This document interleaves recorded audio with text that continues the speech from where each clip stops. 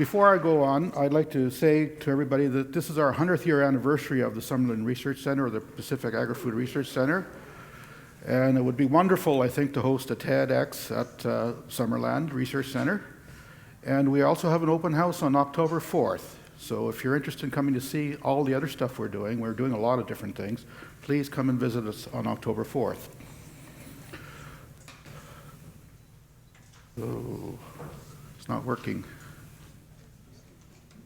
Do I have a point? No. It's not moving. Can you move it manually? Okay, thank you. This is what I call a perfect cherry. I'm not sure if you agree with me. I guess we could take a vote if you don't agree with me. But I'm not going to listen to you anyway, because I know this is a perfect cherry. And the reason I know this is because it was bred at Summerland. This is one of the varieties that we have that's bred at Summerland, and we've been breeding cherries for about 80 years. So we're getting to know what we're doing. Actually, this is the longest running breeding program in the world for sweet cherries. And what we've done in that breeding program is we've created large cherries. We've created cherries with exceptional flavor. It's important in the marketplace. Buying a cherry is one thing, buying it again is another thing. And we also have crunchy cherries, firm cherries.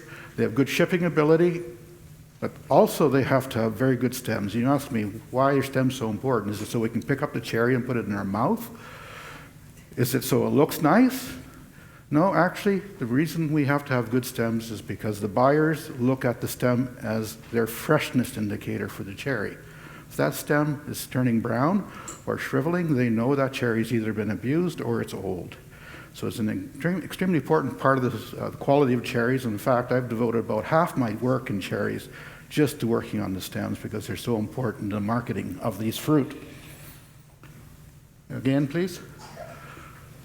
I think everybody loves a bowl full of cherries. I'm not sure if there's anybody in the audience that might be dissenting with me on that.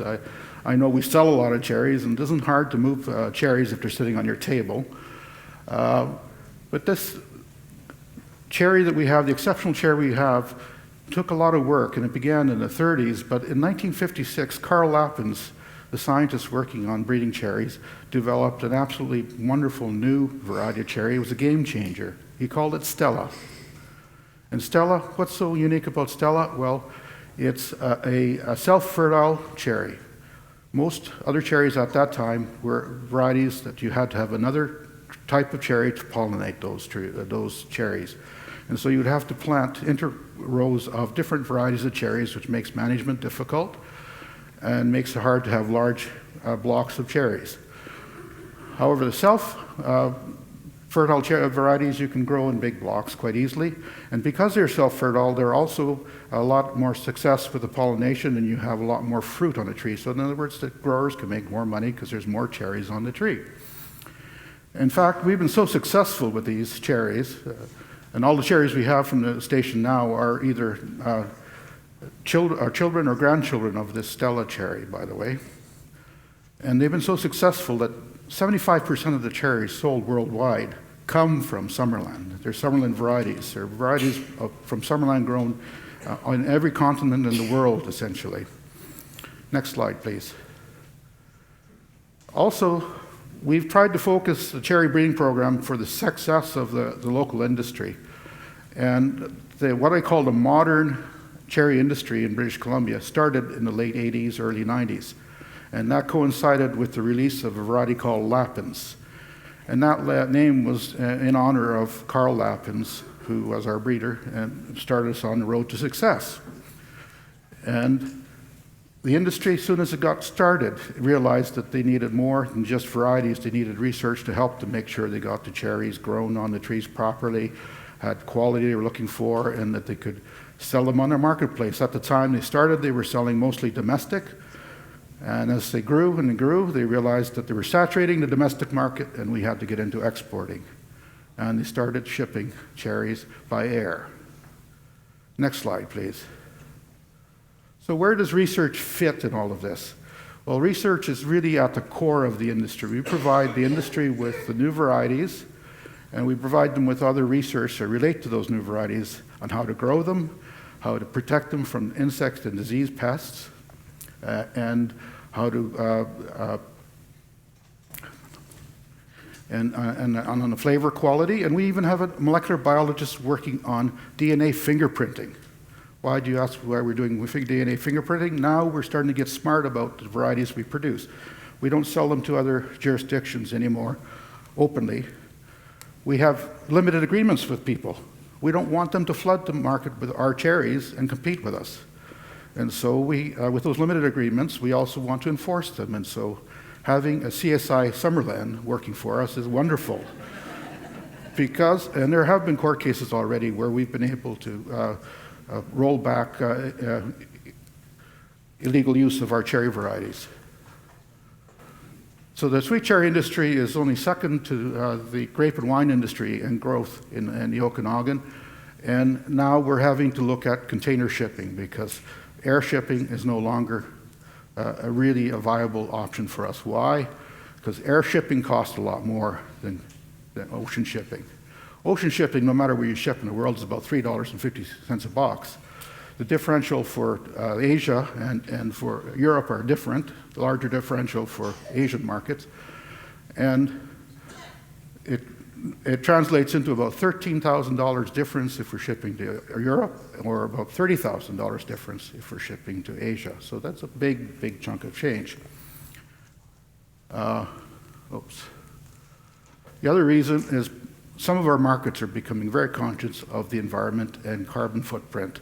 Shipping by container, we have about 1/50th of the carbon footprint as we do by air. That's the bottom line, which is the red line, the air.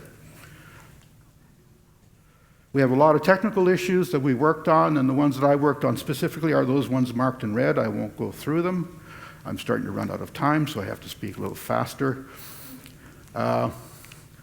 But the result is, over 15 years working with cherries, we've come to this point where we can deliver cherries like this. These cherries are actually 6 weeks old. You may not believe that, they're 6 weeks old, and quite often our commercial industry can deliver cherries that are of that age, of that quality to the marketplace with all the research that we've done for them. Part of that is looking at the whole system, and one of the biggest impacts we've had is looking at protecting the cherries from the open sunlight and from the low humidity, because when we harvest these cherries, we're talking about 25% humidity, 30 degrees outside. And this technology we borrowed from the forestry industry, which uses this technology, has used the technology to protect their seedlings out in these remote blocks where they're trying to replant, where they cut down whole swaths of forests. The technology originally came from Nassau, and it's important to have that mylar silvered side against the fruit because that actually carries the temperature away from the cherries and out through the other side. And the white coloration is actually far more efficient for reflecting heat. The result is, you can see on the bottom right corner, two different lots of cherries. The ones on the right of that block have nice green stems. They're beautiful colored cherries. They retain their firmness over 4 weeks in storage. Just this one treatment made that difference. On the left-hand side, the cherries are starting to fall apart and the stems are all brown.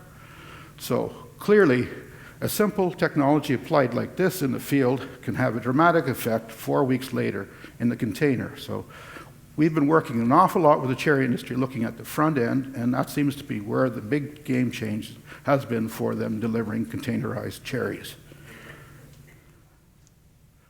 Now that we've been so successful, we've also been successful with growing big cherries. The industry has gone to the point where the market will only accept big cherries. So if you don't have a 1-inch cherry or a 25.4 millimeter cherry, you can't sell it in some years. In other years, you can sell it, but you can't make very much money, or sometimes you can't make any money doing it. So we've done ourselves a bit of a problem by growing these larger and larger fruit. So we have to think about looking at value-added kinds of things to do with these fruits so that we can sell them. And certainly we're looking at research at the center, but over the years we've developed a really good culture with the industry, a innovation kind of culture with the industry, that they're starting to move on some of this stuff themselves because they can't afford to wait for us sometimes. And one good example has been a company in the Creston, Table Tree. They produce this high-value cherry juice. That's an 8.5 ounce bottle. I think that sells for somewhere between $6 and $10 out in the marketplace. That's about a pound of cherries that makes that one bottle. So if you can think about $6 to $10 a pound of cherries, that's a pretty good return. They've done a really good job of it. They have a World Juice Award. I don't know if anybody knows that there are World Juice Awards out there. But they're very serious, and it's put them on the map, and they have an international market. And the other thing they're doing is to get these awards, they're also being put in contact with people who are doing clinical research, and they found in one group that they're working with that these cherries, this cherry juice made from Lapin's cherries, which is a Summerland variety, has a particular capability for anti-inflammatory control and treatment of gout. Other cherry variety juices do not do the same thing, so we have an advantage here with our variety that we can make use of in the marketplace. And by the way, this juice is being sold locally here at health food stores and high-end grocery stores as well. And finally, there's another group that's taking a different approach. They like sun-dried cherries. And so they've developed a sun-dried cherry product. A byproduct of sun-dried cherries are pits and stems. So they don't want to throw them away. Why would you throw them away? They're a good part of the cherry. Well, what they do is clean up the pits, dry them, and they sell them to companies who make these fleece heating pads that you put in the microwave, heat them up, and then put it on your sore neck. And they're selling all of their pits as well. And the wife had a really good idea. I like cherry stem tea. So they make cherry stem tea, and they sell every single stem as well. So there's nothing left under farm by the time they're finished. That's what I call success. But what we're looking at here is an innovative industry that works very well with research. And as such, we're moving forward, growing and developing and making the economy of the Okanagan far more than it was before.